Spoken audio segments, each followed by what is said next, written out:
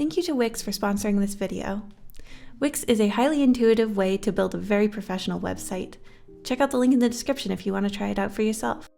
Hey everybody, it's LavenderTowne, and today I'm trying to turn 5 common phobias into cute illustrations.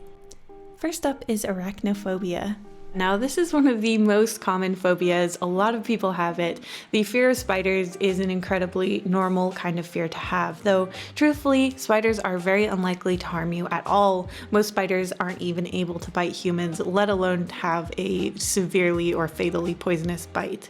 That being said, I also have this phobia. I am very scared of spiders. For some reason, I'm specifically scared of them crawling up my sleeves, which is why I decided to actually make this spider much bigger.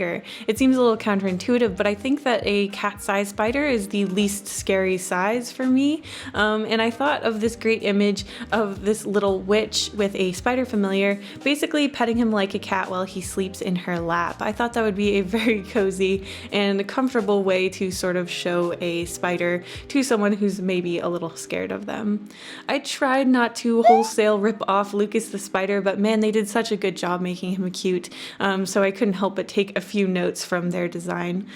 I decided to give a little spider nod in the witch herself just to show that they're sort of a unit, and originally I was going to have him sleeping in her lap, but I thought he'd look even cuter with his eyes open, so I decided to do that.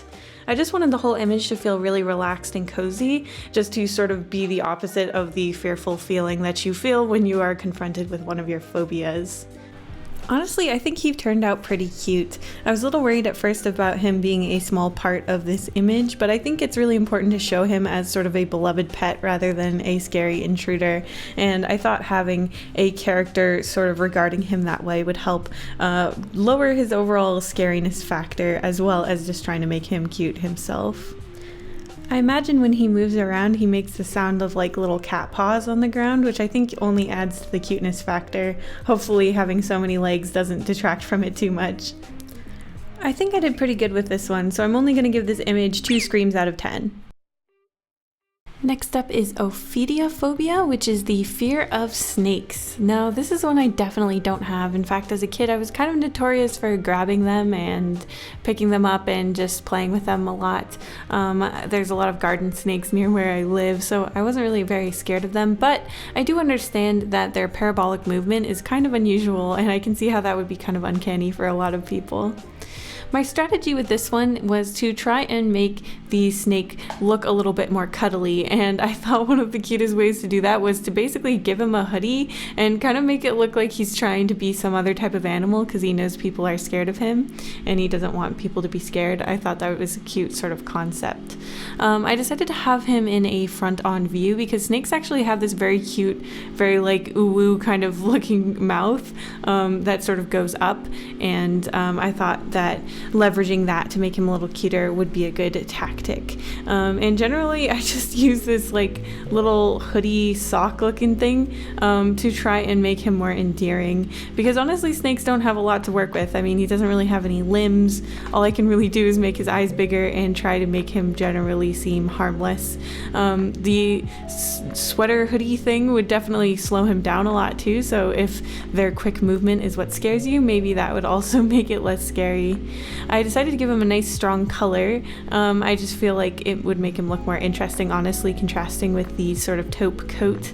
Honestly, I feel like I could have done a better job with this one. It's tough when you're not afraid of it because then it's harder to figure out what makes them scary, but I think he turned out okay. I'd probably give it like maybe 5 screams out of 10. Like, I feel like I haven't totally mitigated what makes snakes scary, but I do think he turned out rather cute, and I do think that the idea of a snake in a bear hoodie trying to be more endearing is kind of pitiful and cute in its own way. Let me know what you think for those of you who do have fears of snakes. Next up is claustrophobia. This is another phobia that I have. I used to have repeating nightmares about getting stuck in chimneys for this exact reason. Claustrophobia is basically just a fear of being pinned into a tight space and not being able to get out.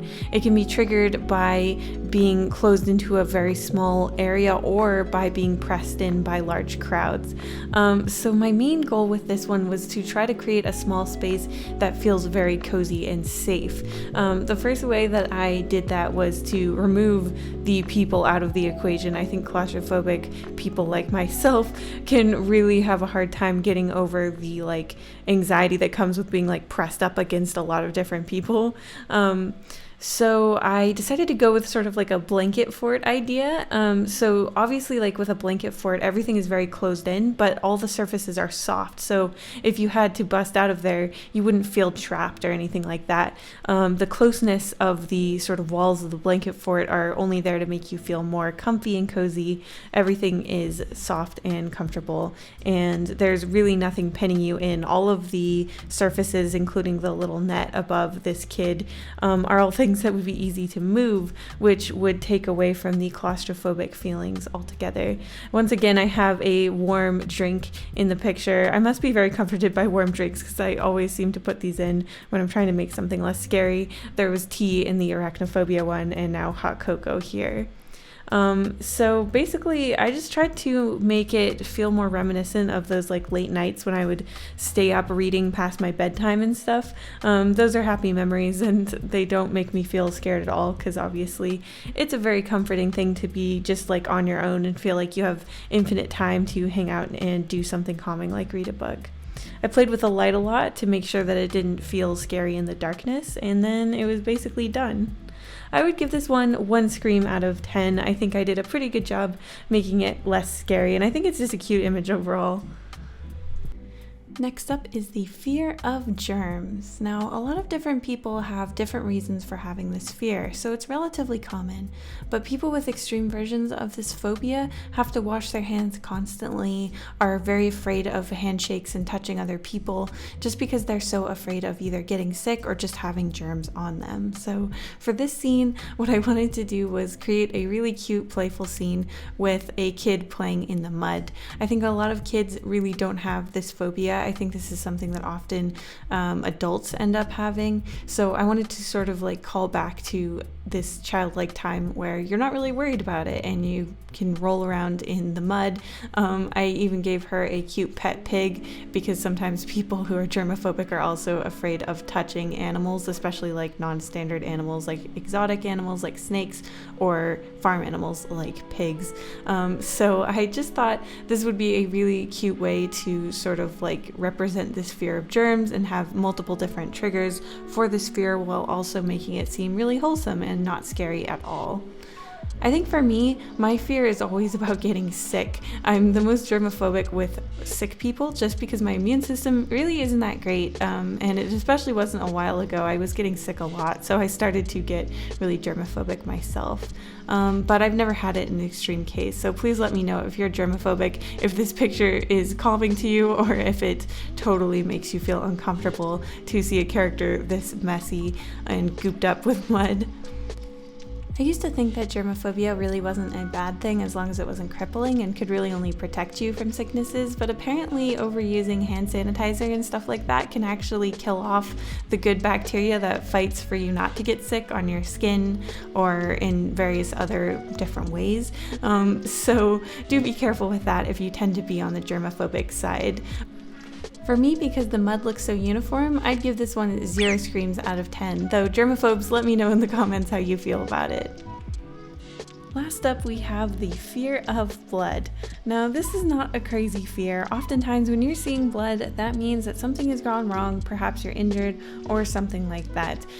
So a lot of people do get a bit squeamish around it. But with this phobia, people might even faint just from a basic blood draw or something that's not really harmful to your body. So this seems convoluted, but trust me, I have logic here. My tactic was to do this fear as a vampire doctor.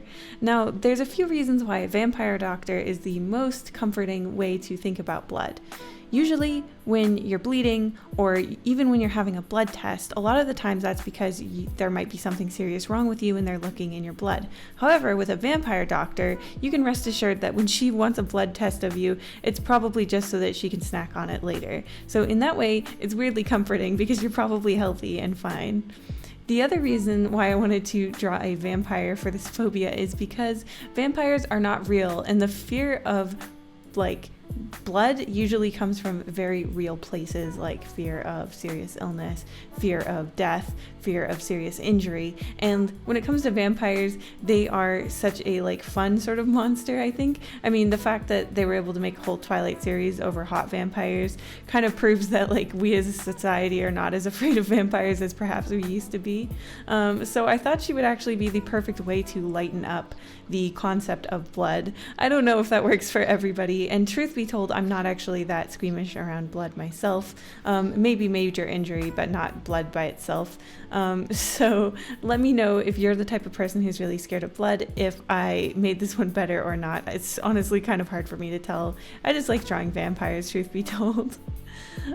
So she's basically finished up. I'd give her probably 4 screams out of 10. I'm guessing I didn't totally resolve the blood issue, but I made my case nonetheless. I hope you guys enjoyed watching me turn these phobias into something a bit softer, a bit cuter, and a bit nicer, and I hope it somehow helped you if you have any of these phobias, or at least didn't trigger a massive feeling of anxiety, because that would be the opposite of the point of the video. And let me know if you have any of these phobias. Like I said, I have 2 of them, so that's pretty bad actually. Thank you again to Wix for continuing to support the channel and sponsoring this video. Wix is a wonderfully intuitive way to have a super clean, super professional looking website completely customized to whatever you need to use it for. They have tons of beautiful free templates to use that you can change in any way that you want to, and huge libraries of free vector art that just makes your whole thing look like you have a graphic design degree, even if you don't. Honestly, there's so many cute assets. It's so easy to drag and drop things. Wix works wonderfully with YouTube and other social media sites that you might want to integrate into your website, which, as I'm sure comes as no surprise, is a feature I massively appreciate. Check the link in the description if you want to try making your own website, and thank you again to Wix. Thank you so much to my wonderful patrons, including Bella Story, Cal Pompong, Clockwork Construct, Danny H, Dr. Casket, Larry Alui, Elizabeth Album, Fano, Greer the Animator, Hachiubi, Yara Famoso, Imagine Creations, Ivan Rodriguez, JJJ, Joseph Copel, Katie Alina, Katie Marigold, Blah Blah Blah Blah, Micah Dactyl, Mr. Dr. Pants, Nora Cornelison, Ollie, Rosie Warlock, Rudy, Scott Steffes, Sergeant Pendulum, Some Mediocre Artist, Storm Scribbles, The Artsy Moose, Your Boy ST, and Zoe Stardust.